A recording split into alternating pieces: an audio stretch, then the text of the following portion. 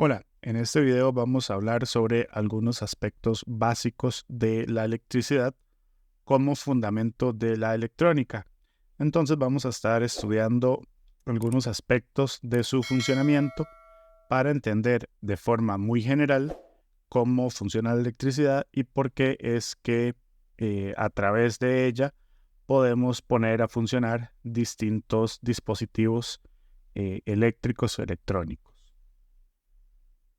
Para empezar, vamos a definir lo que es la electricidad. La electricidad es una forma más de energía, la cual está causada por la presencia y movimiento de partículas cargadas positiva o negativamente, llamadas electrones y protones. Es una de las fuerzas fundamentales de la naturaleza y por supuesto que desempeña un papel crucial en nuestra vida cotidiana, en la cual estamos muy acostumbrados a utilizar este tipo de energía.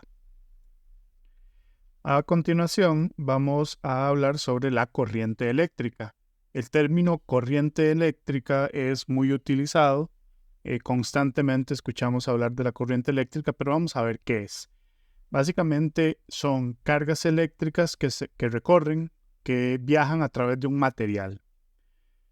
Esta carga se debe, la responsable de esta carga es el movimiento de cargas, el movimiento de electrones en el interior de dicho conductor. Entonces, si observamos por acá esta pequeña animación, vamos a ver que los electrones son cargas negativas, van a viajar desde el polo negativo hacia el polo positivo de la fuente de energía que estemos utilizando. Esa fuente de energía puede ser una batería, puede ser un transformador de corriente, pueden ser muchas cosas. La fuente que sea de energía que estamos utilizando va a ser la que, de la cual los electrones se muevan desde su polo negativo hacia su polo positivo. Entonces, en realidad, los electrones fluyen de esa forma. Sin embargo, la corriente decimos que va del polo positivo hacia el negativo, por lo que voy a explicar a continuación. En esta otra animación vemos cómo tenemos estos círculos que son representados o que están representando átomos, los cuales tienen electrones y estos electrones pasan de un átomo al otro. En el momento en que un átomo, abro comillas, pierde un electrón, deja un vacío, deja un hueco, digamos, lo que genera que ese átomo quede con una carga positiva porque está perdiendo un electrón, porque está perdiendo una carga negativa. Ese espacio queda libre para que un electrón de otro átomo llegue hasta él y por esto ese flujo constante genera lo que conocemos como corriente eléctrica. Si observamos, por ejemplo, este círculo que está representando un átomo, podemos observar que un electrón pasa hacia el siguiente átomo y en el momento en que él queda sin ese electrón, queda un espacio libre para que este átomo le ceda un electrón. Entonces, ese flujo constante es el que nos va a generar lo que conocemos como corriente eléctrica.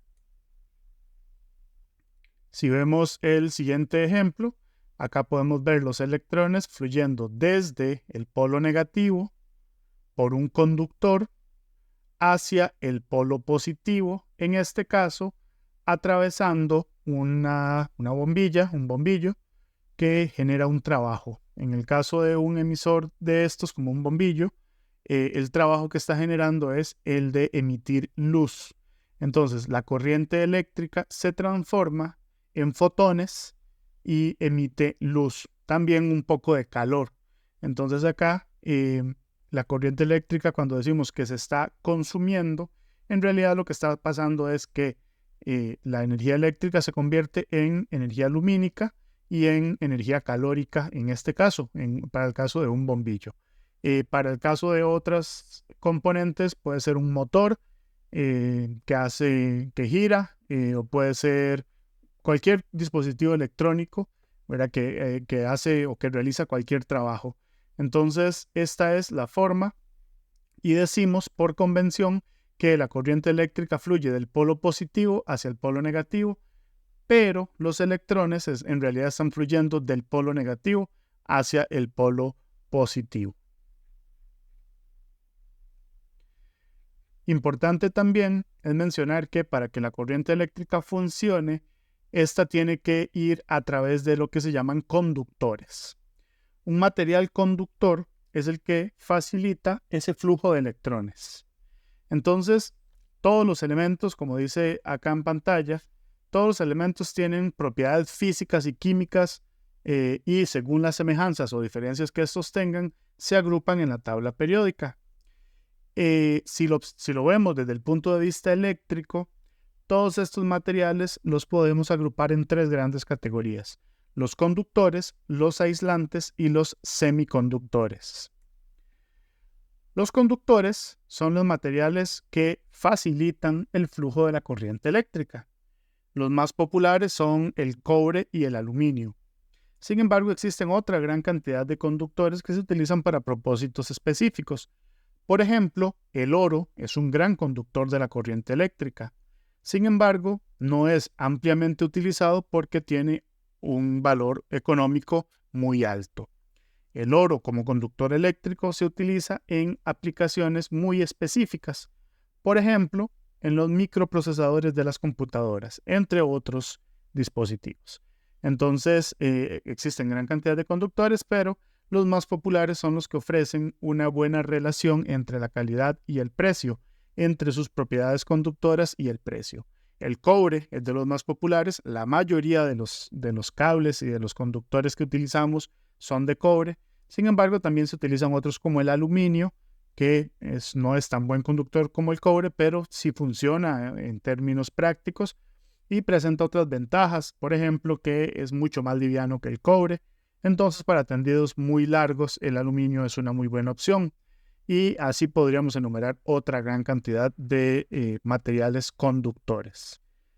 Por otro lado, tenemos los materiales aislantes, que dentro de la electrónica son muy importantes también, o dentro en general de la electricidad. Los aislantes son los materiales que se oponen al paso de la corriente, o sea que son malos conductores.